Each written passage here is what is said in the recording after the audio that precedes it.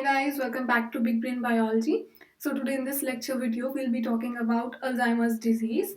That is a neurodegenerative disorder.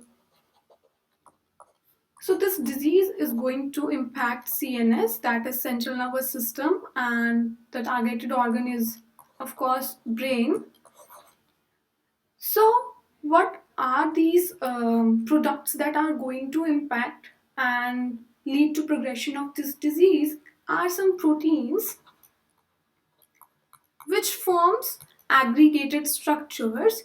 So these proteins that have the capability to form aggregates are actually in equilibrium between soluble monomers or oligomers and between insoluble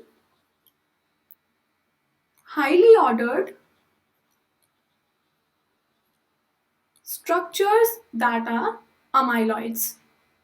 So on left hand side you can see there is a stain section of kidney, and here what we can see is there is Congo red stain that actually intercalates with amyloid beta and gives this legends that are extracellular. Apart from this stain, we can actually use thioflavin stain, and the combination of thioflavin and Congo red, we can actually see the intracellular lesions that are there for Alzheimer's disease. So the causes could be sporadic reasons and familial. Sporadic reasons, so the cases are around 90 to 95%, whereas in familial we have 5 to 10%. And the disease is having late onset in sporadic and here early. So what sort of symptoms we could see? There is loss of learning and memory. Dementia is there. Cognitive abilities are lost.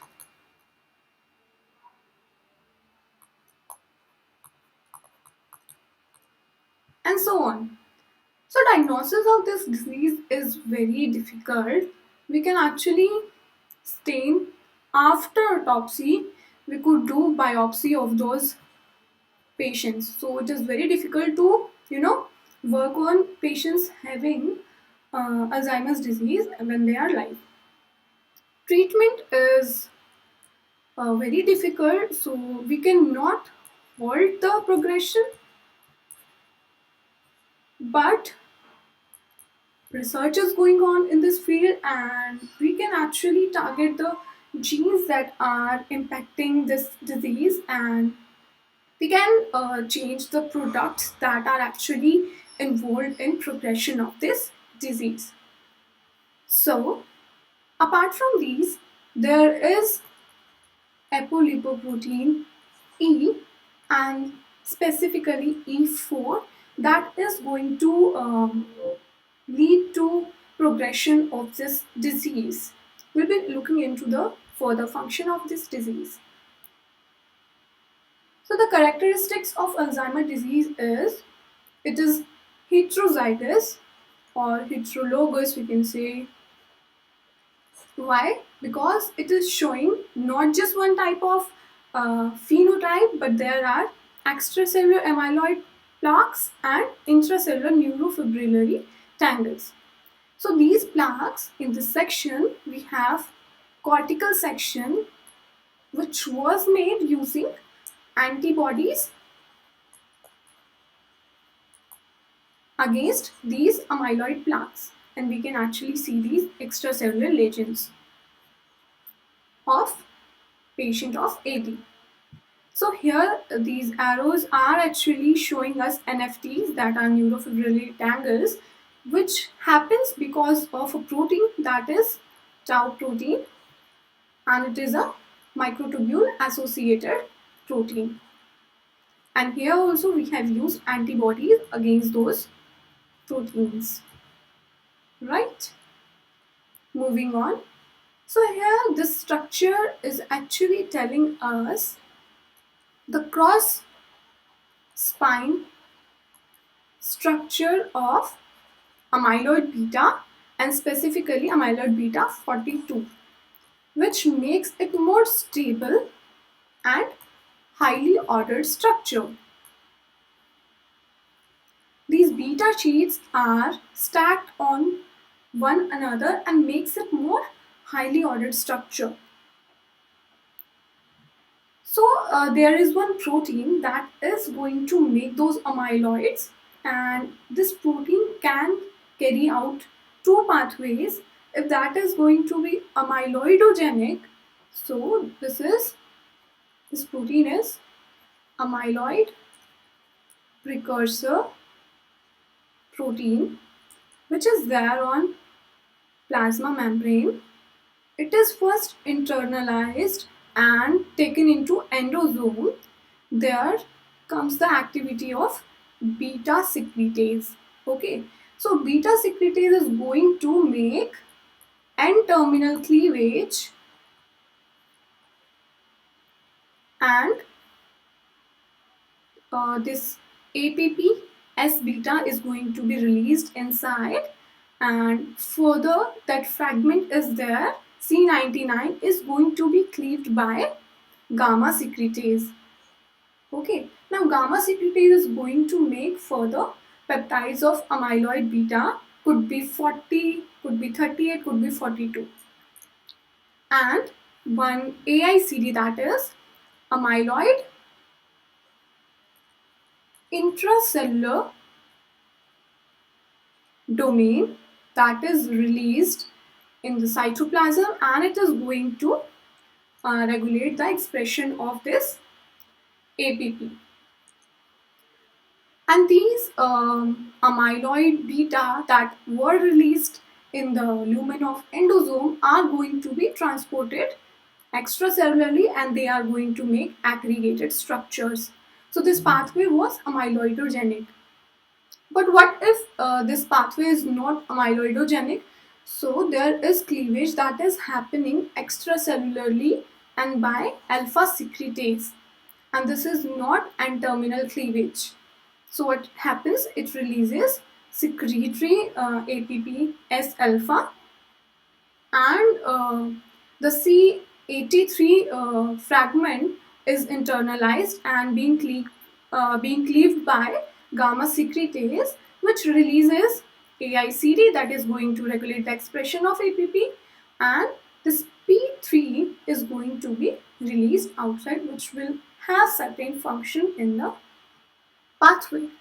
So these were the two pathways that are actually there, which can cause AD or prevent AD. So we have discussed this extracellular amyloid plaques that happens because of this APP. Now we'll be looking into neurofibrillary tangles. These are caused because of a protein, that is tau protein, which is microtubule associated protein. Okay. So the normal functioning of this protein is it has to make a stacked structure of microtubule to carry out these functions. But if phosphorylation, and for that matter any post-transcriptional modification and post-translational modification happens for this protein, it is going to destabilize these microtubules. And because phosphorylation is post-translational modification, those tau proteins are going to stack on one another. It will be differentiated from this microtubule and start making its own oligomers, and finally that entangled structure, that is NFT. So it was discussed like how APP is being cleaved by beta secretase, and C-terminal fragment is released, and terminal is cleaved by gamma secretase. Those monomers are released outside, starts forming AB fibril, and it actually leads to formation of tau hyperphosphorylation, which is going to cause neurofibrillary tangles. it actually progress through the different cells and for that matter to different tissues also. So those seeds are actually like prion-like disease, which we have discussed in our previous video. You can check it out.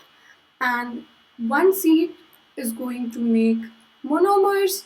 Monomers are going to make oligomers, and those oligomers will stack around each other and going to form these helical filaments, which actually damages those neurons and are passed from one neuron to another, and this progression takes place.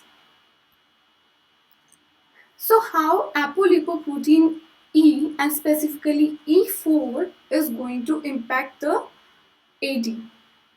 Normally these are being cleared by some receptors, but when apolipoprotein A is there, it is going to compete for those receptors and would not allow the clearance of those amyloid beta. So those tau fragments which are there, which have formed NFTs, if apolipoprotein E4 is there, it is going to um, hyperinflammatory side, and those various cytokines are released that are going to actually lead to neurodegeneration.